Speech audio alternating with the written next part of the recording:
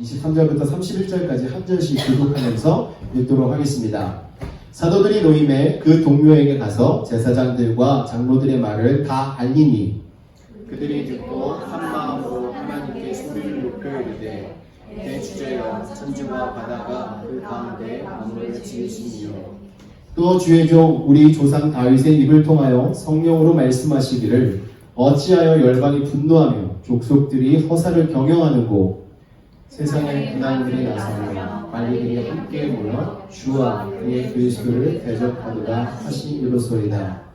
과연 헤롯과 본디오 빌라도는 이방인과 이스라엘 백성과 합세하여 하나님께서 기름 부으신 거룩한 종 예수를 거슬러 하나님의 권능과 뜻대로 이루려고 예정하신 그것을 행하려고 이성에 모였나이다. 주여 이제도 그들의 위협함을 굽어보시옵고 또 종들로 하여금 담대히 하나님의 말씀을 전하게 하여 주시오며 손을 내밀어 병을 낫게 하시옵고 표적과 기사가 거룩한 종 예수의 이름으로 이루어지게 하옵소서 하더라. 함께 있습니다. 빌기를 다하매 모인 곳이 진동하더니 우리가 다 성령이 충만하여 담대히 하나님의 말씀을 전하니라. 아멘. 네, 오늘은 사도행전 4장 23절에서 31절까지의 말씀 가지고 초대교회 합심기도라는 제목으로 말씀을 전하려고 합니다. 여러분 저희가 기도할 때 기도에는 개인 기도와 합심기도가 있습니다. 개인 기도는 개인적으로 혼자 하는 기도를 이야기하죠. 그리고 합심기도는 성도들이 함께 모여서 마음을 다해서 같이 하는 기도를 이야기합니다. 성경에 보면 이 두 종류의 기도가 다 나와 있습니다. 예수님께서는 기도의 모범을 보여주셔서 개인 기도를 많이 하신 모습을 보여주셨습니다. 사도 바울도 마찬가지입니다. 사도 바울도 사역을 위해서 기도하는 시간을 가졌습니다. 그리고 오늘 말씀 속에 나와 있는 이 초대교회 공동체의 모습을 보면 또 함께 기도하는 모습을 저희들에게 보여주고 있습니다. 이렇게 합심기도, 오늘 말씀을 전할 때 합심기도에 대해서 말씀을 전할 텐데요. 이 합심기도에 초점을 맞춰서 말씀을 전하는 이유는 신앙의 공동체, 우리 교회 공동체가 합심기도를 통해서 성령의 임재를 깊이 경험할 수 있기 때문에 그렇습니다. 오늘 본문 말씀의 내용의 배경은 이렇습니다. 성전 미문에 앉아있던 안진뱅이를 고치고 그리고 난 이후에 솔로몬 행각에서 복음을 전하다가 체포된 베드로와 요한이 이제 사내들인 공회의 신문을 받고 이제 석방이 되게 됩니다. 석방된 이후에 초대교회 성도들에게 돌아가서 있었던 일들을 이야기하고 그리고 성도들과 함께 반응하기 시작하는데요. 성도들의 반응이 바로 오늘 말씀 속에 기록되어 있습니다. 초대교회의 핵심 멤버였던 이 베드로와 요한이 투옥이 되었다가 감금이 되었다가 석방이 되면서 사내들인 공회에 있는 대제사장들과 바리새인들로부터 협박을 당했습니다. 위협을 당했습니다. 예수의 이름으로 말하지도 말고 가르치지도 말아라. 이런 위협을 당했기 때문에 아마 그들의 마음속에 그냥 일반적인 상황이었으면 두려운 마음에 나와서 숨었을 수 있습니다. 그런데 베드로와 요한은요 그러지 않았습니다. 베드로와 요한은 풀려난 이후에 그렇게 위협이 있었음에도 불구하고 가장 먼저 함께 기도하고 함께 예배하는 성도들이 있는 곳으로 달려갔습니다. 그래서 성도들에게 지금 있었던 일들을 이야기해 주니까 그 모든 성도들은 이 모든 것이 성령이 하시는 일로 믿고 이들은 더욱더 힘써서 복음을 전할 수 있도록 또 많은 치유의 역사가 일어나므로 하나님의 영광이 드러날 수 있도록 해달라고 함께 기도하는 모습을 오늘 말씀 속에서 보여주고 있습니다. 이러한 기도의 모습은 오늘날 신앙생활하는 저희가 배워야 할 기도의 자세입니다. 우리는 힘들고 어려운 일을 당할 때 기도하기보다는 그 힘들고 어려운 일 때문에 낙심하거나 또 두려운 마음 속에 사로잡히는 이런 경우가 너무나 많이 있습니다. 하지만 오늘 말씀 속에 나와 있는 이 상황들을 저희들이 잘 살펴봄으로써 앞으로 저희들이 어려운 일을 당할 때 어떻게 기도해야 하는가를 생각하면 좋겠습니다.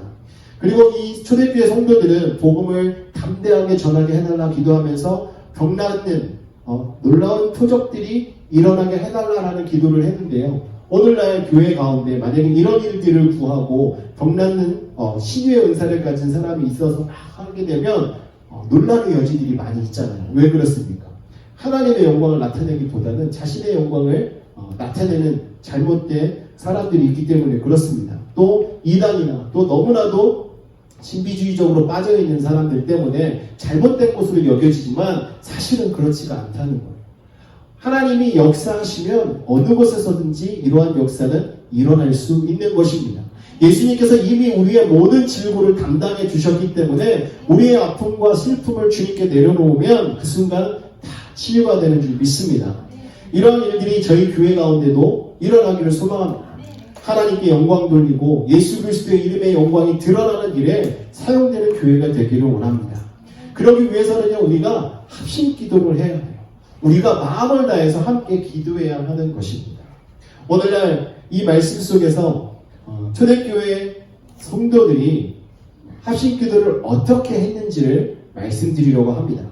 성도들의 그 기도의 자세와 그 모습을 저희들도 본받고 저희들도 함께 그렇게 기도함으로 놀라운 역사를 경험하기를 주님의 이름으로 축원합니다. 첫 번째는요, 이 사도들이 자신들의 어려움을 동료들과 함께 나누고 하나님께 기도했습니다. 23절 말씀 보세요. 사도들이 노임에 그 동료에게 가서 제사장들과 장로들의 말을 다 알리니 라고 기록하고 있습니다. 여기에 보면 성도들을 가리켜서 동료라고 표현을 하고 있습니다. 누가는 이 동료라는 단어를 가족은 아니지만 가족 이상의 관계를 형성한 그룹이다라는 것을 강조하기 위해서 이 단어를 선택해서 쓰게 된 것이었어요.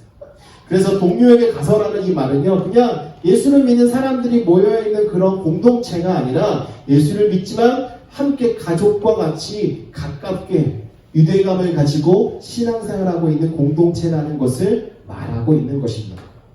이런 의미에서 우리가 신앙생활하면서 예배하는 저희들이 그냥 일주일에 한 번 주일에 얼굴만 대하는 이런 관계 사람이 되어서는 안 된다는 거예요. 우리가 더 가족처럼 가깝게 서로를 돌아보고 또 함께 아픔을 나누고 기쁨을 나누며 살아가는 신앙의 공동체가 되어야 하는 것입니다.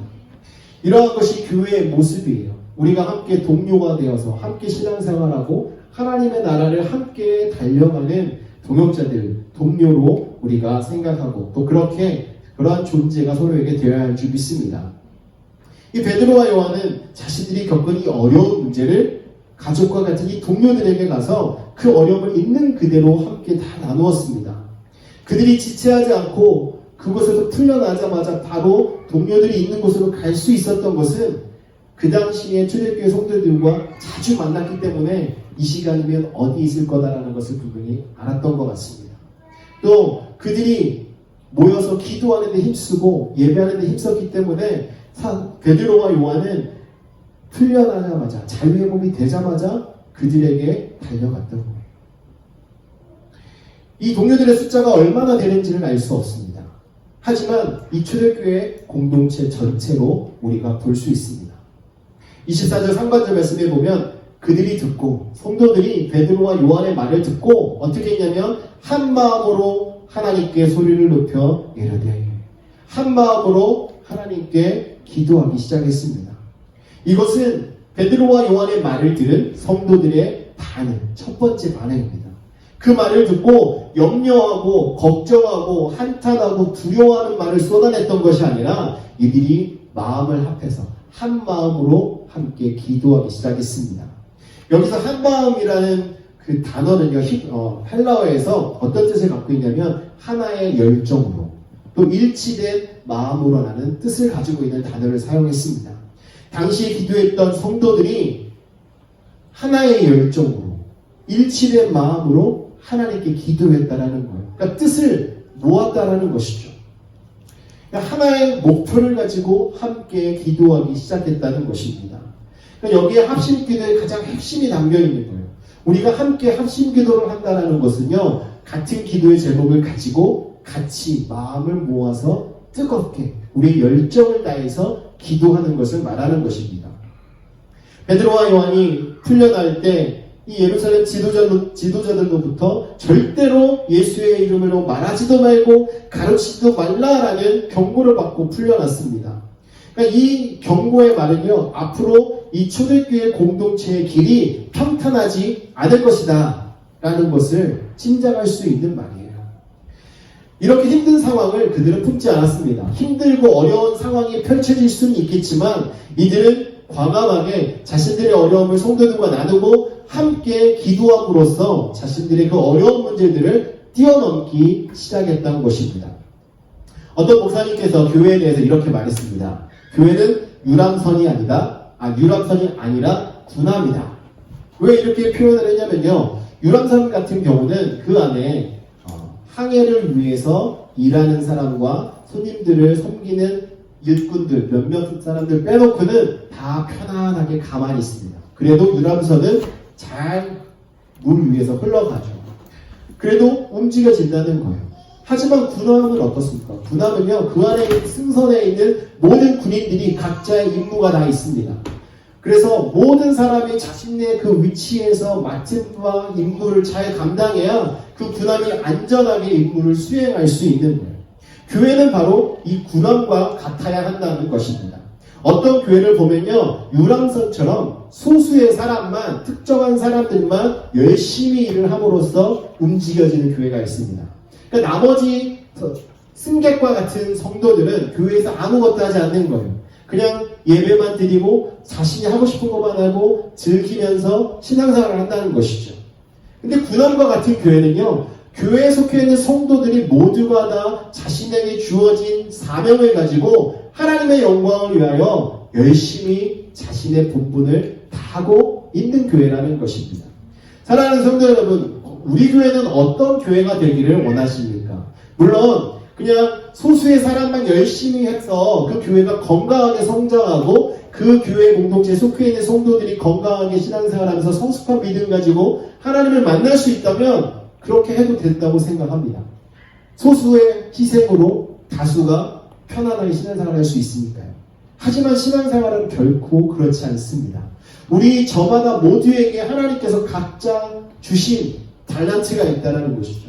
그렇기 때문에 그것을 가지고 최선을 다해서 섬겨야 하나님께 영광이 되고 그 교회 공동체가 건강하게 성장하게 되는 것입니다. 그러므로 우리 성도님들이 힘들고 어려운 일이 있을 때 그냥 혼자만 알고 끙끙 앓을 것이 아니라 함께 신앙생활하고 있는 우리 동료들에게 한마음으로 뜨겁게 열정을 가지고 기도할 수 있는 성도들에게 어려운 문제들을 함께 나누며 함께 기도하는 공동체가 되어야 하는 것입니다. 또한 저희들이 함께 이 어려운 문제를 나눠서 함께 알고 그것을 같이 감당해야죠. 어려움을 나눔으로 인해서 저분이 부담스러워할까봐 나누지 않고 이렇게 나만 끌어안고 있다 보면 그 공동체는 나눠질 수밖에 없는 거예요. 사랑하는 성도 여러분, 오늘 말씀 속에 나와 있는 이 초대교회 공동체처럼 베드로와 요한이 성도들에게 가장 먼저 자신들의 상황과 어려움을 알리고 함께 기도했던 것처럼 저희들도 우리의 어려운 문제들을 함께 나누고 함께 기도하는 공동체가 되기를 원합니다. 특별히 지금 큐티 모임 시간에 우리가 함께 기도하는 시간이 있는데요. 그 기도 시간에 우리가 말씀을 묵상하고 받은 은혜를 가지고 또 자신의 문제와 자신의 적용점과 이런 것들을 내려놓고 함께 기도하잖아요. 혼자 기도하지 않습니다. 함께 기도하고 있습니다. 여러분 함께 기도하기를 원하시면 큐티 모임에 참석하십시오. 하나님의 말씀도 나누고 우리의 기도도 함께 제목을 나눠서 기도할 수 있습니다. 또 앞으로 시작될 금요 기도회도 마찬가지입니다. 우리가 가지고 있는 여러 가지 어려운 문제들을 놓고 기도하고 또 저희들이 하나님 앞에 소망하는 것을 놓고 기도하고 성령님이 우리를 인도해 주시고 정말 이 세상 속에서 우리를 강건케 해달라는 이러한 기도의 제목을 놓고 함께 기도하게 될 것입니다. 우리가 이렇게 한 마음으로 하나님께 기도할 때 우리의 모든 문제는 해결되고 또 저희들이 새로운 영적인 경험을 함으로써 성숙한 신앙생활을 하는 성도가 될 줄 믿습니다.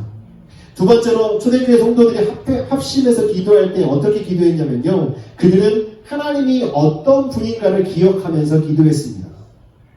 사도들과 예루살렘 성도들은 문제를 회피하지 않았습니다. 그렇다고 그 문제에 짓눌리지도 않았습니다. 결국 말씀을 읽어보면요. 이 사도들과 초대교회 성도들은 그 문제를 그냥 문제로 여기지도 않았습니다. 그들은 하나님 앞에 그것을 놓고 부르짖어 기도하기 시작했습니다. 그러면서 그들이 가장 먼저 기도했던 것, 그것은요, 자신의 문제, 지금 초대교회 지도자들이, 예루살렘의 지도자들이 지금 저희들을 위협하고 있습니다 라는 기도를 했던 것이 아니에요. 사실 이들의 문제는 그들의 위협이지 않았습니까? 예수의 이름으로 말하지도 말고 가르치지도 말라라고 한 그 위협이 가장 큰 문제였는데, 이들은 그 위협을 하나님께 아뢰는 것이 아니라 하나님이 어떤 분인가를 먼저 선포하며 기도했습니다. 24절 하반절을 보시면 대주제여 천지와 바다와 그 가운데 만물을 지으신 이시오라고 선포하고 있습니다. 그들은 하나님을 대주제로 선포하고 있습니다. 이 말은 하나님께 모든 것이 속해 있다라는 것을 이야기하는 것 아니겠습니까? 하나님이 모든 것의 주인이십니다. 하나님이 이 모든 것을 지으신 분이십니다라고 선포하면서 하나님 앞에 하나님의 그 존재감을 자신들이 고백하고 있는 거예요. 그리고 이 말뜻은 다시 다른 방향으로 생각해 보면요, 우리가 사람을 기쁘게 하냐, 하나님을 기쁘게 하냐, 로마의 황제가 아무리 죽음을 가지고 우리를 윽박지른다 해도, 예루살렘에 있는 그 지도자들이 우리를 아무리 위협한다 해도 위대하신 하나님, 모든 것의 주인이 되시는 여호와 하나님이 우리와 함께 하시기 때문에 전혀 두렵지 않다라는 것을 선포하고 있는 것입니다. 하나님은 모든 것의 통치자가 되십니다. 그러므로 어떤 위기 속에서도 그 하나님을 우리가 기억하신다면 그 문제가, 그 위기가 우리에게는 전혀 문제가 되지 않고 위기가 되지 않을 것입니다. 하나님은 만물의 창조자가 되십니다. 그렇기 때문에 이 세상 그 어떤 권력자들도, 이 세상의 그 어떤 것도 하나님을 흉내낼 수 없습니다. 그런데 우리가 왜 인생을 살아가면서 세상에 두려워하는 것이 그렇게 많습니까? 그 이유는 만물의 창조자가 되시는 하나님, 이 대주제가 되시는 여호와 하나님을 잊어버리고 살아가기 때문에 그렇습니다. 또한 우리가 머리로만 생각하지 진실로 믿지 못하기 때문에 어려움 속에서는 그 하나님이 가리워지는 거예요. 하나님의 말씀과 성령의 도우심, 그리고 신앙의 결단을 통해서 만물의 창조자 하나님을 우리가 확신하며 살아가기를 주님의 이름으로 축원합니다. 위기의 때에 또 우리가 그 위기와 문제 때문에 거기에 휘둘릴 것이 아니라 우리가 가장 먼저 눈을 들어 바라보아야 할 것은 여호와 하나님 그 한 분이시라는 것입니다. 하나님께서는 우리의 여러 가지 문제가요, 전혀 문제가 되지 않는 분이십니다. 그렇기 때문에 우리가 위기를 맞이했을 때 우리의 반응은 하나님께 눈을 열어 기도하는 것입니다. 하나님을 기억하며 기도하는 것입니다. 하나님이 어떤 분인가를 여러분 생각해 보십시오. 여러분, 이 문제를 어떻게 해결할 것인가, 누구에게 이 문제를 이야기해서 한번 이 문제를 풀어볼까 고민하지 마시고 여호와 하나님을 바라보고 기도하시기를 주님의 이름으로 축원합니다. 성도에게 닥치는 이 모든 일들은 하나님께서 성도들의 신앙과 그의 삶을 더욱더 발전시키고 성숙하게 하시기 위해서 하나님께서 주시는 연단의 길입니다. 그렇기 때문에 우리는 하나님께 도우심을 구하며 살아가요. 위기를 당했다고 우리가 너무 사람들에게 도움을 청하는데 집중하다 보면 하나님을 잊어버리게 되는 것입니다. 우리가 위기를 닥쳤을 때 이 분이 정말 성도인지 아닌지를 우리는 분별할 수 있게 되는 거예요. 예루살렘 교회의 성도들은 한 걸음 더 나아가서 25절, 26절 말씀을 보시면 현재 부딪힌 상황에 가장 적절한 하나님의 말씀을 기억해냅니다. 어떻게 이런 일이 일어날 수 있겠습니까? 여러분, 우리가 평소에 하나님의 말씀을 묵상하고 살아가다 보면 어렵고 힘든 그 순간에 하나님의 말씀이 생각납니다. 이들이 인용한 말씀은 시편 2편 1절과 2절 말씀이에요.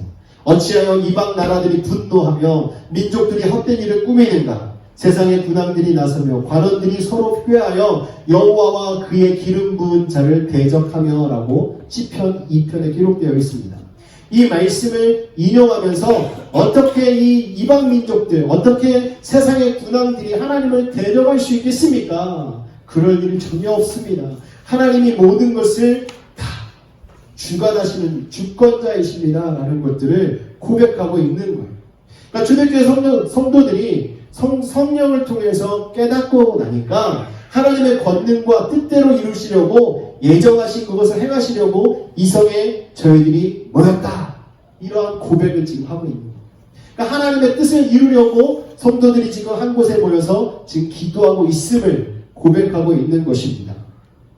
사랑하는 성도 여러분, 여러분들도 하나님께서 모든 만물의 창조자가 되시고 대주제가 되심을 믿으십니까? 여러분, 그 하나님 앞에 우리의 모든 문제를 내려놓고 뜨겁게 기도하며 나아가기를 원합니다. 하나님이 어떤 분인가를 우리가 깨닫고 기도하면요, 전혀 두렵지 않습니다. 우리의 삶의 문제들이 우리를 사로잡지 못합니다. 살아가는 삶에 필요한 게 얼마나 많습니까? 얼마나 많은 문제가 있습니까? 얼마나 많이 질병을 가지고 있습니까? 하지만 그럼에도 불구하고 하나님 앞에 우리의 창조자 되시고 우리의 치료자 되시고 우리의 구원자, 우리의 인도자가 되시는 여호와 하나님 앞에 이 모든 문제를 내려놓으시면 우리는 자유할 수 있습니다. 하나님께서 응답해 주시고 하나님께서 마지막에는 저희가 승리하며 하나님 앞에서 승리의 계가를 부를 수 있도록 인도하여 주시는 줄 믿으시기 바랍니다. 사랑하는 성도 여러분, 우리가 하나님께 기도할 때 하나님이 어떤 분인가를 기억하면서 부르짖어 기도합시다. 여러분들이 걱정거리에 짓눌려 있으면 기도할 힘을 얻을 수가 없습니다. 하나님을 기억하시면서 하나님 앞에 나아갈 때 비로소 기도할 힘을 얻고 하나님께 기도할 수 있게 되는 것입니다. 그리고 오늘 초대교회 성도들처럼요, 우리 평소에 하나님의 말씀을 많이 묵상해야 돼요. 그래야 말씀이 생각나는 거예요. 힘들고 어려운데 위로가 되는 말씀이 생각나지 않는다면 내가 그동안 말씀을 게을리 읽었구나, 말씀을 멀리했구나, 이렇게 생각하셔야 돼요. 그래서 하나님의 말씀을 가까이 하십시오. 하나님의 말씀을 읽고 묵상하는 훈련을 우리들이 매일의 삶 속에서 하게 되면 힘들고 어려운 순간에 말씀이 생각납니다. 말씀이 생각나면 그 말씀이 위로가 되고 힘이 되고 그 말씀이 역사해서 우리가 이 땅 가운데서 승리하는 성도가 되는 것입니다. 사랑하는 성도 여러분, 초대교회 성도들은 대주제이신 여호와 하나님 앞에 기도했습니다. 우리도 한 마음으로 하나님께 기도할 때 우리의 모든 것이 되시고 주권자 되신 여호와 하나님을 기억하며 하나님께 기도하는 성도가 되기를 주님의 이름으로 축원합니다. 마지막으로 이들이 합심해서 기도할 때요, 구체적으로 기도했습니다. 구체적으로. 27절과 28절 내용 보시면 초대교회 성도들은 이제 자신들의 상황을 아뢰고 있죠. 과연 헤롯과 본디오 빌라도는 이방인과 이스라엘 백성과 합세하여 하나님께서 기름 부으신 거룩한 종 예수를 거슬러 하나님의 권능과 뜻대로 이루려고 예정하신 그것을 행하려고 이성에 모였나이다.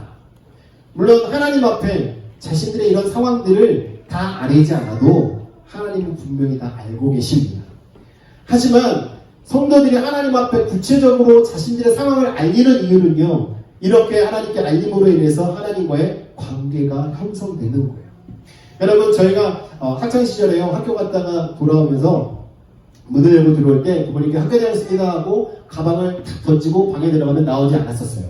그러다 보니까 부모님하고 대화하는 시간이 별로 없었습니다. 그때는 잘 몰랐어요. 근데 지금 이제 자녀를 키우면서 아이들이 학교 갔다 왔을 때 학교 다녔습니다 하고 가방 놓고 들어갈 때 제가 물어봅니다. 오늘 학교에서 어땠니? 재밌었니? 즐거웠니? 이렇게 물어봐요. 그러면 별일 없었어 라고 이야기하고 그냥 쑥 들어갑니다. 더 이상의 대화가 없어요. 정말 제가 학교에서 무슨 일이 있었는지 궁금해서 그것을 물어봤겠습니까? 자녀와의 관계를 위해서 가까워지고 싶어서 궁금하니까 그래서 물어봤던 거예요. 그래서 잘 학교에서 어떤 일이 있었는지 잘 이야기하는 자녀는요, 대화가 더 이어집니다. 그러면서 서로가 무엇을 원하는지 또 지금 무엇이 좋은지 이런 대화를 하는 것을 봐요. 여러분, 하나님과 우리의 관계도 마찬가지입니다. 하나님이 저희들에게 그런 것을 듣고 싶어서 말하라고 고하라고 하지 않으십니다. 하지만 저희가 하나님 앞에 우리의 모든 것을 아뢰는 것은 그럼으로 인해서 하나님과 우리가 더 가까워지기 위해서예요. 이미 하나님은 다 알고 계십니다. 우리가 힘들고 어려워서 간구할 수 있는 부르짖을 힘이 없는 그 순간에 우리가 신음소리만 내도 하나님은 우리가 어떤 상황인지 다 알고 계시는 분이에요. 하지만 그럼에도 불구하고 우리가 하나님 앞에 우리의 일거수일투족을 다 아뢰며 하나님께 가깝게 나아가야 돼요. 이 세상은 어떻습니까? 세상 사람들의 관심은 어디에가 있습니까? 하나님이 아니라 요즘 우리가 흔히 이야기하는 물질 만능주의라고 해서 물질적인 거에 다 관심이 가 있지 않습니까? 그러다 보니까 사람들의 눈에는 자신들이 관심이 있는 것만 보여요. 그게 우리의 신앙생활 안에 있어서 문제로 등장하게 됩니다. 이 당시에 초대교회를 둘러싸고 있었던 그들의 대적자들은 그 당시의 권력자들입니다. 그래서 그 권력에 대항하면서 살아가는 상황이잖아요. 그래서 이들이 가진 기도 제목은요, 그 권력자들로부터 자신들을 보호해 달라는 겁니다. 하나님이 더 힘이 있으시고 하나님이 능력이 있는 분이니까 우리를 보호해 주십시오. 지금 이런 모든 일들이 일어나게 하신 것도 하나님께서 저희들을 강건케 하시기 위해서 예비하신 줄 믿습니다. 하나님께서 이 모든 것을 뛰어넘을 수 있도록 인도해 주십시오라고 이들은 간구하고 있습니다. 그러므로 저희들도 하나님께 기도할 때 오늘날 저희들이 가지고 있는 문제를 구체적으로 기도해야 돼요. 자, 오늘 초대교회 성도들이 기도하고 있는 기도 제목을 조금 더 자세하게 보겠습니다. 그들의 기도 제목은요, 이렇습니다. 첫 번째는 주의 종들이 참으로 담대하게 주의 말씀을 말할 수 있게 해주십시오. 말씀을 담대하게 전할 수 있게 해달라고 기도하고 있습니다. 33절 보시면 사도들이 큰 권능으로 주 예수의 부활을 증언하니 우리가 큰 은혜를 받아 라고 이야기하고 있습니다. 그러니까 주님의 말씀은요, 예수님의 부활을 이야기하는 거예요. 예수님의 부활을 전할 수 있는 담대함을 허락해 주십시오라고 이야기하고 있는 것입니다. 여러분들도 하나님께 기도하실 때 이러한 구체적인 기도 제목을 가지고 기도하십시오. 초대교회 성도들은 지금 자신들의 그 어려운 문제를 먼저 기도한 것이 아니라 하나님의 말씀을 전할 수 있는 그 담대함을 구하고 있습니다. 이 세상이 싫어하는 것이 무엇이겠어요? 바로 예수의 부활이 증거되는 거예요. 예수의 부활이 증거됨으로 인해서 예수님을 믿는 사람들이 많아지면 많아질수록 이 세상은 싫어합니다. 악한 사단은 싫어한다는 것이죠. 그렇기 때문에 우리는 예수 그리스도의 이 부활을 담대히 외치며 전하는 자들이 되어야 합니다. 그래야 하나님의 나라가 빨리 도래하게 되는 거예요. 많은 민족들이, 모든 사람들이 예수 그리스도의 소식을 듣고 예수 그리스도의 구원의 은혜를 입는 그날이 될 때 우리가 주님을 만날 수 있는 것입니다. 그래서 우리는 하나님께 구할 때 우리가 무슨 복을 받기 위해서 복을 구하고 또 우리의 어려운 문제, 그냥 그 문제에 휩싸여서 그냥 문제만 해결해달라고 기도하기보다는 초대교회 성도들처럼 지금 우리가 가지고 있는 가장 최우선의 사명, 복음 증거를 위한 담대함을 놓고 기도하는 저와 여러분 되시기를 주님의 이름으로 축원합니다. 그리고 두 번째로 이들은요, 주님의 능력에 손을 뻗쳐서 주님의 능력으로 손을 뻗어서 병 낫는 일들이 일어나게 해달라고 기도하고 있습니다. 또 예수님의 이름으로 표징과 놀라운 일들이 일어나게 해달라고 기도하고 있습니다. 그러니까 자신들에게 신유의 은사를 주셔서 많은 사람들에게 표적과 기사를 나타낼 수 있게 해달라는 건데요. 이것도 결국은 예수 그리스도의 이름을 전할 수 있도록 능력을 달라는 거예요. 18절 말씀에서 도무지 예수의 이름으로 말하지도 말고 가르치지도 말라라고 받았던 이 협박, 이것에 대한 기도인 것입니다. 그러니까 예수의 이름을 전하기 위해서는 이런 능력이 필요하다는 것이죠. 그래서 초대교회 성도들은 하나님께서 이러한 능력을 저희들에게 주신다면 더욱더 힘써서 복음을 전하겠습니다. 복음을 전할 수 있는 능력을 주십시오라고 기도하는 것입니다. 이렇게 합심 기도한 초대교회 성도들에게 응답이 있었습니다. 사도행전 5장 12절에서 16절까지 내용을 보시면요, 사도들이 그림자만 지나가도 병든 자들이 낫는 일들이 일어나게 됩니다. 그리고 사도행전 6장 7절에는 더욱 열심히 전도해서 핍박하던 이 제사장들도 기독교인 예수를 믿는 역사가 일어나는 것을 보게 됩니다. 사랑하는 성도 여러분, 성도들이 고난을 당할 때 하나님의 은혜와 권능은 더 크게 역사합니다. 그럴 때일수록 우리가 더욱 하나님 앞에 간절히 기도하며 우리가 도무지 감당할 수 없는 큰 고난과 시련이 있다 할지라도 하나님 앞에 내려놓을 때 하나님께서 역사하시는 줄을 믿고 나아가기를 원합니다. 세상의 부모님들도 자신의 자녀들이 어려움을 당할 때 부모님들이 대신 수고하는 경우를 많이 봅니다. 하늘의 우리 하늘 아버지, 우리 하나님께서 저희들이 당하고 있는 그 고난을 그냥 두고 보시겠습니까? 결코 그렇지 않습니다. 우리를 하나님의 은혜로 붙잡아 주시고 하나님의 능력으로 저희들을 덧입혀 주셔서 주의 일을 이루어 나아갈 수 있도록 언제나 함께 하시는 줄 믿으시기 바랍니다. 그러므로 사랑하는 성도 여러분, 오늘 이 말씀을 통해서 초대교회 성도들이 함께 했던 이 합심 기도 저희들도 함께 하기를 원합니다. 마음을 모아서 하나님 앞에 우리의 모든 것을 구체적으로 아뢰면서 하나님께 영광 돌리며 기도하기 원합니다. 31절에 보시면 그들이 합심 기도를 마치는 순간 그들이 모여있는 곳이 진동하였습니다. 성령이 임함으로 그들이 성령 충만한 역사를 경험하게 되었습니다. 그들이 기도할 때는 분명히 성령을 달라고 기도하지 않았습니다. 하지만 하나님의 마음이 감동이 되니까 하나님께서는 그들에게 성령을 부어주시고 그 자리에 모여있던 모든 이들이 복음을 전할 수 있는 담대함을 허락해 주셨음을 믿으시기 바랍니다. 우리가 마음을 다해서 함께 기도할 때 이러한 역사를 경험할 수 있는 거예요. 이런 합심 기도의 위력을 모든 교회가 다 가지고 살아가기를 원합니다. 특별히 펠로시 커뮤니티 교회가 이런 합심 기도의 능력을 가지고 하나님 앞에 기도하는 교회가 되기 원합니다. 저희가 기도함으로써 하나님께서 주시는 능력을 가지고 예수 그리스도의 복음을 증거하고 하나님의 영광을 드러내는 교회가 되기를 주님의 이름으로 축원합니다. 이 시간 함께 기도하시겠습니다. 함께 기도하실 때 오늘 말씀을 생각하시면서 저희들도 하나님이 어떤 분인가를 기억하며 기도하기 원해요. 하나님이 어떤 하나님인가를 여러분 고백하고 선포하십시오. 그리고 그 하나님이 저희와 함께 하셔서 정말 저희들이 무엇을 구하든지 응답하실 줄 믿고 구하기를 원합니다. 또한 저희들에게 주신 그 사명을 잘 감당하고 하나님께만 영광되는 교회가 되게 해달라고 이 시간 함께 합심해서 기도합니다.